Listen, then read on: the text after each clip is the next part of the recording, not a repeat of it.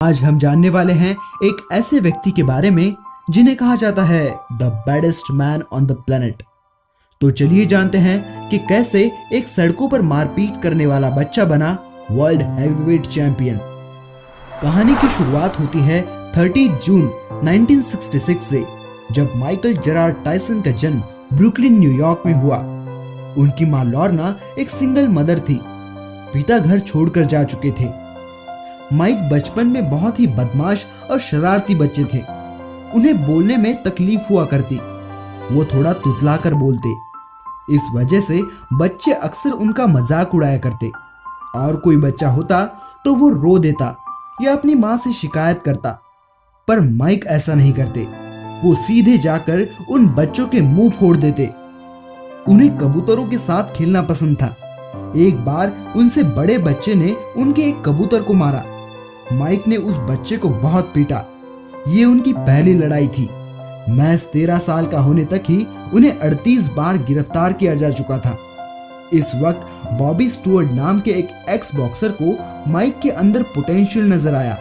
उन्होंने माइक को कुछ महीनों तक ट्रेन किया, फिर उनका परिचय कराया कस डिमाटो से। कस अमेरिकन बॉक्सिंग ट्रेनर और मैनेजर थे, जिन्होंने इससे पहले फ्लॉयड पैटरसन और जोसी टोरेस जैसे वर्ल्ड हैवीवेट चैंपियन को ट्रेन किया था। अब कस को माइक में भी एक चैंपियन दिखने लगा। माइक 16 साल के थे जब उनकी मां का देहांत हुआ। उनका कहना है उनकी मां उनसे कभी खुश नहीं थी। उनके बीच कभी ढंग से बात भी नहीं हुई। पर इन सारी परेशानियों का असर उनके बॉक्सिंग करियर पर नहीं पड़ा। अब कस डिमाटो ही माइक के ट्रेनर और ऑफिशियल गार्डियन बने। जबरदस्त ताकत और फुर्ती के दम पर उन्होंने 1981, 1982 जूनियर ओलंपिक्स में गोल्ड मेडल्स जीते। जूनियर ओलंपिक में सबसे तेज नॉकआउट का रिकॉर्ड भी उन्हीं के नाम है, जिसमें उन्होंने अपोनेंट को महज 8 सेकंड में ही नॉकआउट किया। उन्हें किड डायनामाइट और आयरन माइक कहा जाने लगा। उन्होंने 18 साल की उम्र में प्रोफेशनल बॉक्सिंग में कदम रखा और जीत का सिलसिला शुरू हो गया। अपने करियर के पहले ही साल में उन्होंने 15 बाउट्स लड़ी और सब में जीत हासिल की। उनके सामने कोई भी 30 सेकंड से ज्यादा टिक नहीं पाता था। माइक ने अपने करियर के पहले 19 फाइट्स नॉकआउट से जीती। नवंबर 1986 में उन्होंने अपना पहला टाइटल मैच खेला अगेंस्ट ट्रेवर बेरबिक। मुकाबला काफी रोमांचक रहा। माइक टेक्निकल नॉकआउट से जीत गए और महज 20 साल 4 महीने की उम्र में दुनिया के यंगेस्ट हेवीवेट चैंपियन बन गए। अब उनके पास कई मिलियन डॉलर्स थे। वो काफी लोकप्रिय बन गए। वो जो चाहे वो कर सकते थे। उन्होंने उस वक्त की मशहूर टीवी एक्ट्रेस रॉबिन गिवंस से शादी कर ली। शादी के बाद रॉबिन उनके प्रोफेशनल करियर में दखल देने लगी, उनके अकाउंट्स चेक करने लगी। 1988 में माइकल स्पिंक्स के साथ उनका मुकाबला हुआ। माइक जीत गए और उन्हें 23 मिलियन डॉलर मिले। रॉबिन इन पैसों पर अपना हक जताना चाहती थी।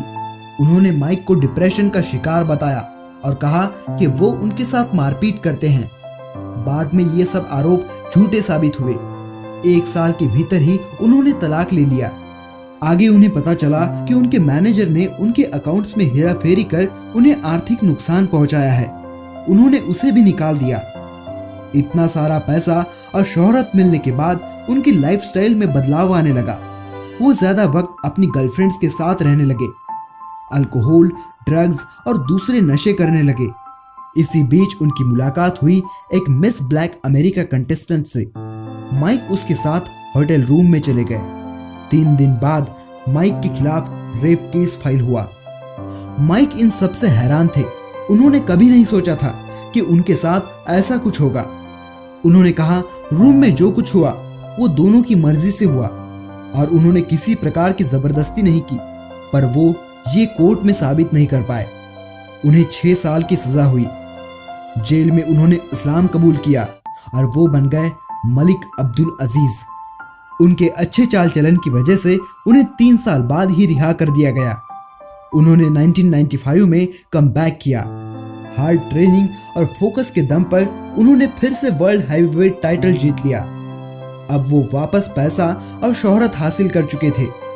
सब कुछ ठीक चल रहा था। तब उनकी बाउट हुई हॉलीफील्ड के साथ। इस मुकाबले में माइक पहले से ही कमजोर दिखने लगे।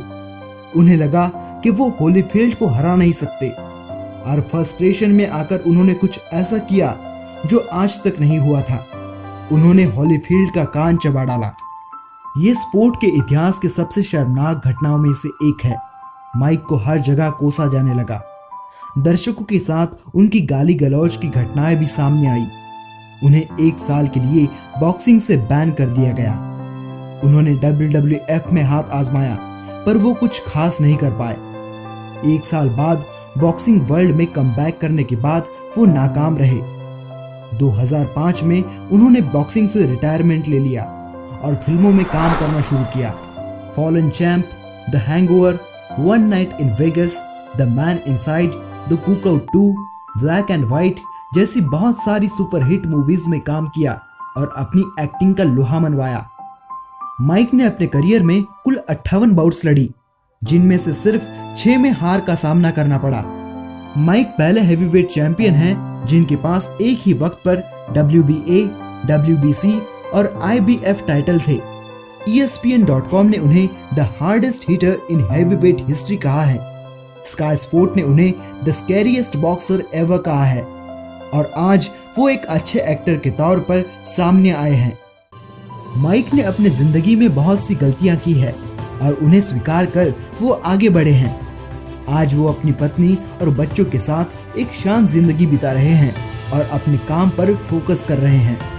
चाहे जो हो, दुनिया आज भी माइक टायसन को एक लिविंग लेजेंड के रूप में देखती है।